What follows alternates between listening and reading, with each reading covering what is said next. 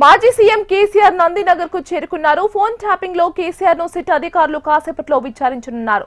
విచారణ సందర్భంగా నందినగర్ లో భారీగా బందోబస్తు ఏర్పాటు చేశారు.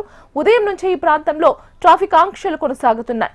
నందినగర్ పరిసర ప్రాంతాల్లోకి పోలీసులు ఎవరిని అనుమతించట్లేదు.